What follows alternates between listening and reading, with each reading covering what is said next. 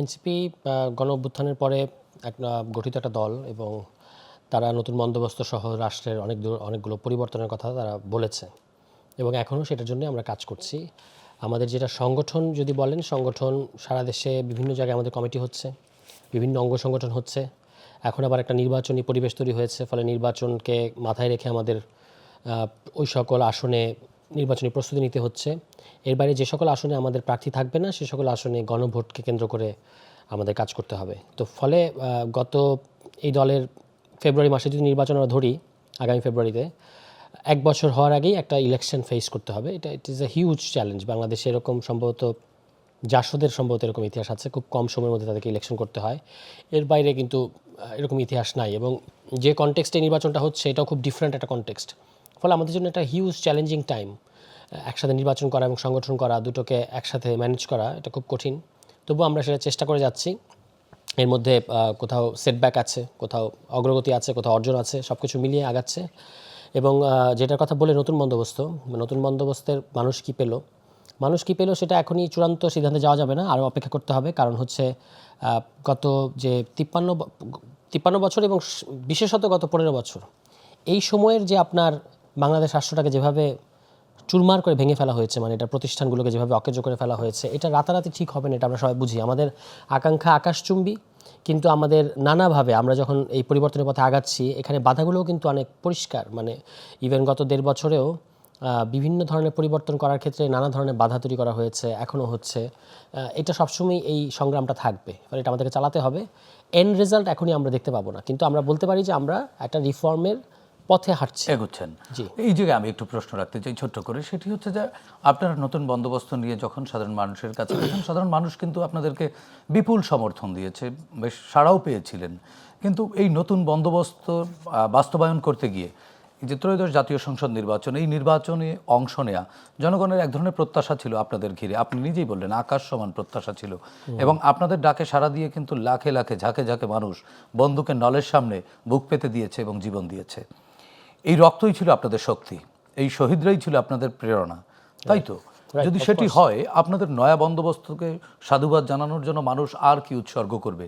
কিন্তু আপনারা এই ত্রয়োদশ জাতীয় সংসদ নির্বাচন মোকাবেলা করার জন্য পুরনো বন্দোবস্তের সাথে আপোষ করলেন। এটি সাধারণ মানুষের মধ্যে এক ধরনের সন্দেহ, সংশয় বা প্রশ্ন জন্ম দিয়েছে। কি বলবেন? না, এটা it depends on perception. Perception নানা ধরনের হবে। কেউ মনে করবে যে এটা আপোষ, কেউ আবার এটাকে কৌশল কিংবা সঠিক সিদ্ধান্তও মনে করতে পারে। কারণ হচ্ছে যে আমরা নতুন বন্দোবস্তের কথা বলেছি, এখানে দুটো বিষয় খেয়াল রাখতে হবে। একটা হচ্ছে যে বললেই নতুন বন্দোবস্ত হয়ে যাবে না। যত অ্যাক্টর আছে পলিটিক্সের ফিল্ডে কিংবা পাওয়ারের যে নেক্সাস, এখানে যত অ্যাক্টর আছে সবাইকে কিন্তু নতুন বন্দোবস্ত চাইতে হবে। সবাই পুরনো স্টাইলে চলবে, আর আমি যদি শুধু নতুন বন্দোবস্ত বলতে থাকি তাহলে কিন্তু নতুন বন্দোবস্ত হবে না। এটা হচ্ছে ওয়ান থিং। আর সেকেন্ড থিং হচ্ছে পুরনো কারোর সাথে গেলেই নতুন বন্দোবস্ত আর হবে না, ব্যাপারটা কিন্তু তা না। আপনাকে মানে এটার ভেতরে থেকেই আপনি কখনো ওই যেটাকে বলে যে পলিটিক্সকে যদি আপনি একটা কোর্টের সাথে চিন্তা করেন, এই কোর্টের বাইরে থেকে কথা বলে কোনো লাভ হবে না। এটার ভেতরে আসতে হবে, ইনফিল্ডে থাকতে হবে, এটার ভেতরে আসতে হবে। ভেতরে এসে এটার যে কাদা মাটি, এটার যে অনেক ধরনের আপনার কি বলে উত্থান পতন সবকিছুর মধ্যে থেকেই আপনাকে আগাতে হবে। তাহলে আপনারা যে পুরনো বন্দোবস্তের সাথে এক ধরনের পলিটিক্যাল টাই বলবো এটি বা নেক্সাস করেছেন, তারা কি আপনাদের এই নয়া বন্দোবস্ত বা নতুন রাজনৈতিক ধারণাকে সামনে রেখেই তারাও এই নির্বাচনটি করছে, না আপনারা তাদের যে পুরনো বন্দোবস্ত এটিকেই সামনে রেখে নির্বাচনে অংশ নিচ্ছেন? কে কাটটা নিচ্ছেন? না দুইটি বিপরীত মেরু এক মেরুতে হওয়া কি সম্ভব? দেখেন, এখানে একটা জিনিস আমি আপনাকে বলবো যে বাংলাদেশের ইতিহাসে গত 70 বছর ইতিহাসে এরকম অনেকবার সময় এসেছে যখন বিভিন্ন মানে বিপরীত ধর্মী মতাদর্শের দলগুলো নির্বাচনী অ্যালায়েন্সে এসেছে। ফলে এটা একটা ডিফারেন্ট আলোচনা। আরেকটা হচ্ছে যে আপনারা কি পুরনো বন্দোবস্তে গেলেন নাকি পুরনো বন্দোবস্তরা কিছুটা নতুন বন্দোবস্তে আসলো, এটা একটা ভালো প্রশ্ন। এটার ক্ষেত্রে আমি বলবো যে ধরেন আপনি যদি জাতীয় ঐক্যমত্য কমিশনটা ভালো করে, যেহেতু পুরো আলোচনাটা জাতির সামনে একেবারে আছে, পুরোটাই লাইভ নির্বাচনে আপনাদের পরিষ্কার করতে হবে, ভোটারদের কাছে তো নিশ্চয়ই যাবে। হ্যাঁ, সেটাই বলছি, প্রশ্ন আসবে, 100% আসবে এবং প্রশ্নটা কাঙ্ক্ষিত, মানে প্রশ্নটা আসতে হবে।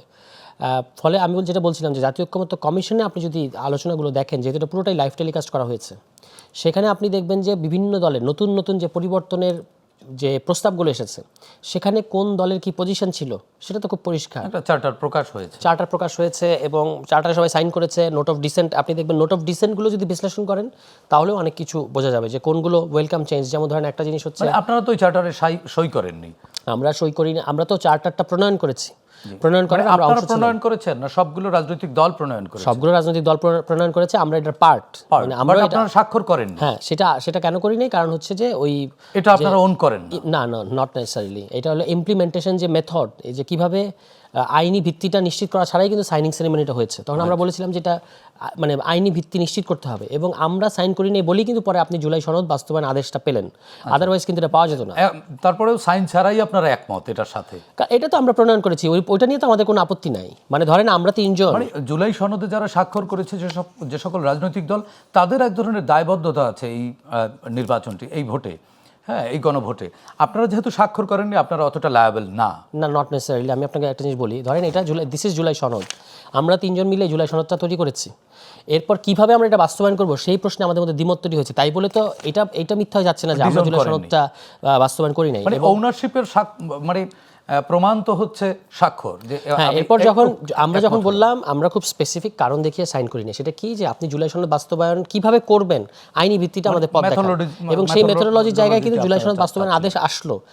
আসার পরে সরকার আমাদেরকে যদি বলতো যে আপনারা সাইন করেন, আমরা সাইন করতাম। কারণ এই যে আমরা সাইন না করার কারণে কিন্তু আপনি জুলাই সনদ বাস্তবায়ন আদেশটা পেলেন, আদারওয়াইজ আপনি কিন্তু এটা পেতেন না। ফলে এটার জন্য আপনার এনসিপিকে ধন্যবাদ দেওয়া উচিত। জি, ধন্যবাদ সারওয়ার তুষার, আমরা ধন্যবাদ দিলাম আপনাদেরকে। ঠাকুর ভাই, আপনার কাছ থেকে সারওয়ার তুষারের বক্তব্যের মূল্যায়ন শুনতে চাচ্ছি এই বিষয়ে। নয়া বন্দোবস্ত এবং তারা স্বাক্ষর না করেও এই জুলাই চার্টারকে ওন করছেন। ধন্যবাদ আপনাকে, আপনার দর্শক শ্রোতা ও পটবিজ্ঞ আলোচক। দেখুন, আমি 24 সালের আগস্ট মাস থেকে আমাদের আন্দোলনের যারা কর্মী এবং আন্দোলনের নেতৃত্ব, এদের সাথে টক শো করি, এবং টক শোর আগে পরে দীর্ঘ সময় আরও তরুণ যারা আর কি, এদের সাথে কথা বলেছি যে নতুন বন্দোবস্তটা বেসিক্যালি কী। কথাটা ওরা বলতো ইয়ার সময়, টক শোয়ের সময়, যে আমরা একটা নতুন ব্যবস্থার মধ্য দিয়ে যাচ্ছি। তো বলতাম যে নতুন ব্যবস্থাটা কি? তো এটার উত্তর আজও কিন্তু আসে নাই। মানে তারা নিজেরাই জানে না ব্যবস্থাটা কি, সেটা না জানতেই পারে। আমি আপনাকে বলি, কতগুলো কোয়েশ্চেন করে দেখবেন যেগুলো প্রত্যাশার মধ্যে একবার প্রাথমিক প্রত্যাশা, একেবারেই পিএইচডি থিসিস না। যেমন ইয়াবা বদি কক্সবাজারের, পাপুল লক্ষ্মীপুরের, যে জেল খাটছে এখনও মানব পাচারের দায়ে, এইরকম লোকগুলি পার্লামেন্টে আসতে পারবে না, অথবা আসতে নিরুৎসাহিত হবে এমন কোনো ব্যবস্থা, এ তো সবার চাওয়া।